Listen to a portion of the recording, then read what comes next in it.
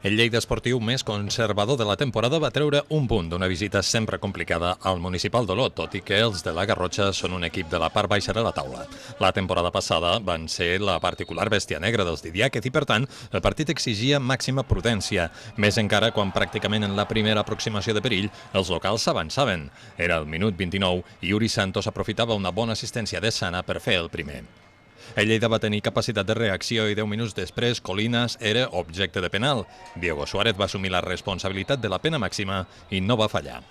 D'aquí fins al final, partit tediós, sense pràcticament cap oportunitat més de gol i amb els dos equips que semblaven donar per bo l'empat. Creo que la segunda parte estaba el partido para ganar, la hemos tenido, bueno, no ha entrado.